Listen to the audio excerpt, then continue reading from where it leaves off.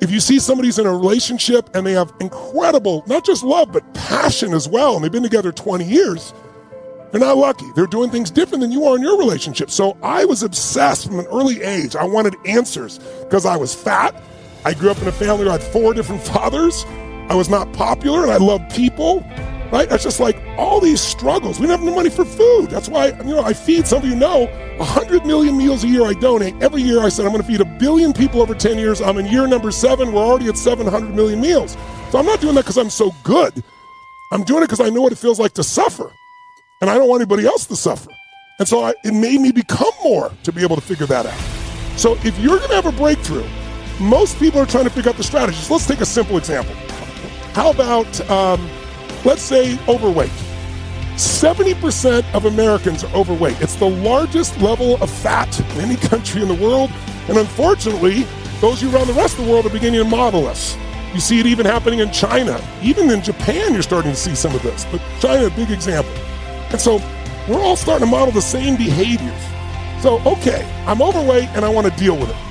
How am I going to do that? What do most people do? They look for a strategy. They look for a diet or an exercise plan. Makes common sense, right? Just one problem. The real problem is not usually the strategy. Now, don't get me wrong. Sometimes people, they're going on a diet, like let's say the Atkins diet.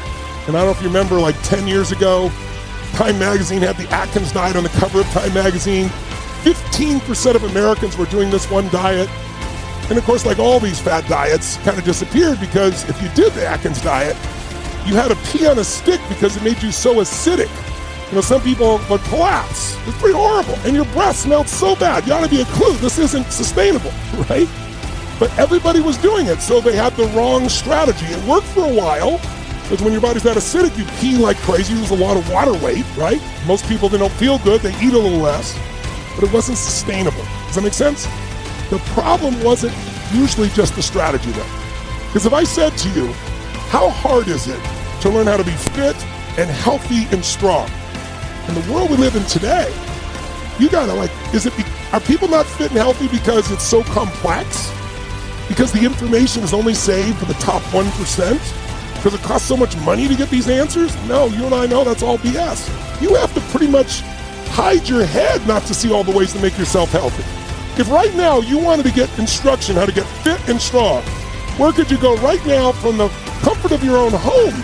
You could download some books, right? You can watch some videos, some audios, you get instruction, you get coached online. God forbid you could actually go to a workout facility in the future when they let you, right? And most people would drive around and think it all through. I hear people go, I'm going to get an exercise program together. I'm going online, I'm studying all these different trainers, I'm reading all this stuff, and I'm going to find the best one to get going. I'll look at them and go, you don't need a trainer, you just need somebody to get behind you and go, run, right?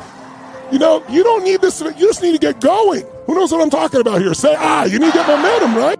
Self-love is when you to step outside of your comfort zone, go out there and tackle obstacles, goals that you want to achieve. Not your mom, not your dad, not your girlfriend, not your brother, not your sister, not your kids. You got to do what you want. Detoxify your life. Let all the negative people in your life go. Can I change them? No. It's a full-time job changing yourself. You are not like everybody else. You can walk outside and find pigeons, but if you're looking for eagles, it's going to take you a minute. You are different. Stop running from your pain and embrace your pain. Your pain is going to be a part of your prize, a part of your product. I challenge you to push yourself. You're going to hit a wall. And that wall shocks some people. That wall stuns some people. That wall discouraged some people. It's painful hitting that wall. But the human soul can't be on fire without a dream. A human soul is not fed by facts. A human soul is fed instead by a belief that it can accomplish what it wants to accomplish. It's fed by that thing, that idea that you've had in your mind, that you fanned those flames of interest and turned it into a real fascination and fanned those flames further into excitement and allowed yourself to truly embody.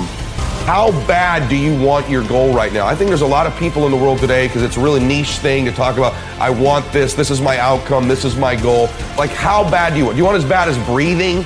Do you want it as bad as anything you ever wanted in your life? And if you calibrate it at the highest enough levels, what I found is the people that are the hungriest, they find a way. When you know why you want something, when it's desperation, the power of being desperate is something that most people avoid. They think desperation is a weakness. And I'm here to tell you, desperation is one of the most powerful emotions you could possibly possess, because when you're desperate, you find reserves and reservoirs of ideas, talents, and a strength that you don't know you have when you find yourself in a desperate situation.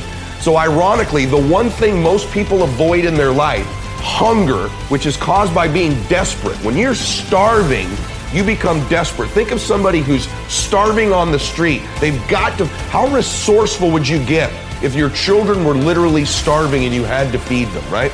So the number one thing we need more than anything to win is hunger, which comes from a state of desperation. Yet we're constantly trying to comfort ourselves in the real world to avoid the state of being desperate. And I'm telling you that I think you need to embrace desperation again in your life. Like, do you want it so bad that you're desperate for it? See, in a fight, you show me two people. This is why it's so hard to repeat as a champion in the fighting game. Because you show me someone who's up and coming, who's hungry for that title, who's never had it before, who can taste it, who knows if they win that belt, their whole life's gonna change. They're gonna be champion of the world, all the endorsements, all the money, all their family life, all their parents' lives are gonna change. You show me somebody chasing that, hungry for it, against someone who's just trying to hold on to a title.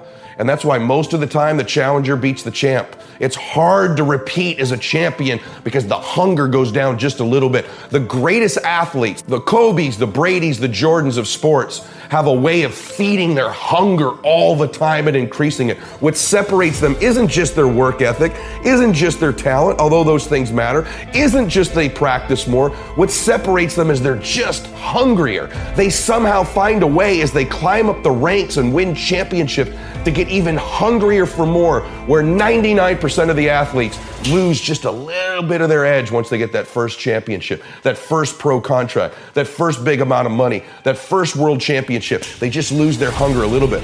And then there's the elite. They get hungrier. It feeds the beast.